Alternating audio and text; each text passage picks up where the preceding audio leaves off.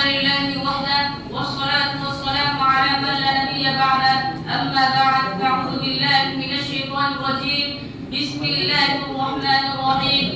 قال إنما أشكو بثي وحزني إلى الله وقال النبي صلى الله عليه وسلم ما أعطي أحد أطاعا خيرا فأوسع من الصبر আলহামদুলিল্লাহ ইমাম বুখারী রাহিমাহুল্লাহ সালাতের বাদেশে অধিকারিত আজকের শাহুল ইসলামুল বায়ানের সম্মানিত সভাপতি অভিভাবক মণ্ডলী ও আমার সাথে উপস্থিত বাংলার দূর দূরান্ত থেকে এক জাতি ছাত্র ভাই বোনেরা সর্বপ্রথম শুকরিয়া জ্ঞাপন করি সেই মুহাম্মদুল আলামিনের দরবারে যেই মুহাম্মদুল আলামিন আজকে যত আজমনে আসার এবং বসার কিছু কথা শ্রবণ করে দাবদান করেছেন সবাই আলহামদুলিল্লাহ দুরূদ সালাম বর্ষিত হোক হযরত মুহাম্মদ সাল্লাল্লাহু আলাইহি ওয়াসাল্লামের উপর সবাই সঙ্গী করে আল্লাহুম্মা সাল্লি আলাইহি আল্লাহুম্মা বারিক আলাইহি সম্মানিত উপস্থিতি আজকে আমার বিষয় বিপদের সময় আল্লাহর সন্তুষ্টি অর্জনের উপায় এই বিষয়ে আমি আপনার সাথে চারটি পয়েন্ট নিয়ে এসেছি আমি আপনার সাথে বলার চেষ্টা করব ইনশাআল্লাহ ওয়া মা তাওফীক ইল্লা বিল্লাহ আলাইহি তাওয়াক্কালতু ওয়া ইলাইহি মুনীব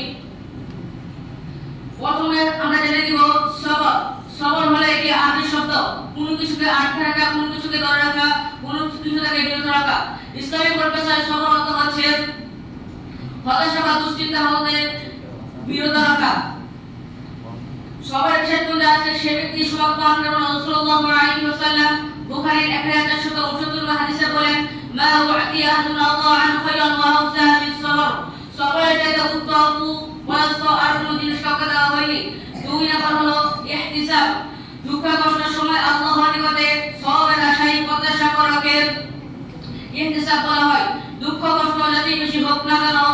আল্লাহর নিকটে এর বিনিময়ে ক্ষমা ও মাগফিরাত চাওয়া হচ্ছে ইহতিসাব কারণ আল্লাহ তাআলা পবিত্র কুরআন কারীমের শুরুতে সূরাতুত তাহরিমের 11 নং আয়াতে বলেন وضرب الله مثلا للذين آمنوا امرأة فرعون إذ قالت رب ابن لي عندك بيتا في الجنة ونجني من فرعون وعمله ونجني من القوم الظالمين আর ইমানদার ব্যাপারে ফেরাউনের স্ত্রী উদাহরণ পেশ করছেন যখন ফেরাউনের স্ত্রী আল্লাহর কাছে দোয়া করেছিলেন হে আমার রব হে আমার প্রতিপালক আমাকে আমার জন্য জান্নাতে একটি ঘর বানিয়ে দাও এবং আমাকে ফেরাউনের কাজকর্ম থেকে রক্ষা করো এবং জালেম কওমের হাত থেকে বাঁচাও তিন নম্বর হলো ইহতিসাব বিপদের সম্মুখীন হলেও আল্লাহর পবিত্রের ঘোষণা দেওয়া ইন্না লিল্লাহি ওয়া ইন্না ইলাইহি রাজিউন অর্থাৎ নিশ্চয় আমরা আল্লাহর জন্য আমরা তারই দিকে ফিরে যাব আল্লাহ তাআলা পবিত্র কুরআন কারীমের সূরাতুল বাকারা 2 নম্বর সূরা 155 নম্বর আয়াতে বলেন ওয়া লানাবলুওয়ান্নাকুম বিশাইইন মিনাল খাউফি ওয়াল জু'i ওয়া নাকসিন মিনাল আমওয়ালি ওয়াল আনফুসি ওয়াস সামারাত ওয়া বাশশিরিস সাবিরিন আল্লাযীনা ইযা আসাবাতহুম মুসিবাতুন ক্বালু ইন্না লিল্লাহি ওয়া ইন্না ইলাইহি রাজিউন আর অবশ্যই আমি তোমাদেরকে পরীক্ষা করব মাল ও জানের ফল ফসলের বৃষ্টির মাধ্যমে সুসংবাদ দাও সরকারীদের যারা বিপদে পতিত হলে তারা বলে নিশ্চয় আমরা আল্লাহর জন্য এবং আমরা তারই দিকে ফিরে যাব চার নম্বর হলো সাকওয়া অর্থ হলো অভিযোগ করা ও নালিশ জানানো সাকওয়া হলো দুই ধরনের প্রথম ধরনের সাকওয়া হলো আল্লাহর নিকটে তার দুঃখ কষ্ট পেশ করা পবিত্র কুরআন কারীমে অনেক সাকওয়ার অনেক ধরনের উদাহরণ পাওয়া যায় যেমন ইয়াকুব আলাইহিস সালাম বলেছিলেন ক্বালা ইন্নামা আশকু বাসি ওয়া হুজনি ইলাল্লাহ আমি তো আমার দুঃখ কষ্ট আল্লাহর কাছে পেশ করব সূরাতুল ইউসুফ 12 নম্বর সূরা 86 নম্বর আয়াত সম্মানিত উপস্থিতি মহান আল্লাহ তাআলা আমাকে এবং আপনাদের সবাইকে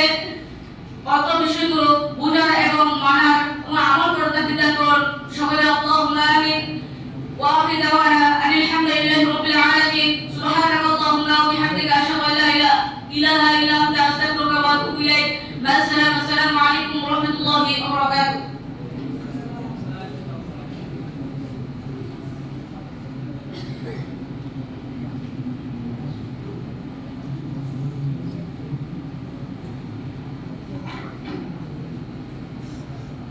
জাযাকুমুল্লাহু খায়রান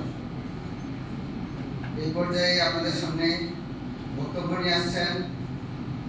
উমর বিন মতিন ষষ্ঠ শ্রেণী প্রস্তুত থাকবেন উমর বিন দেওয়া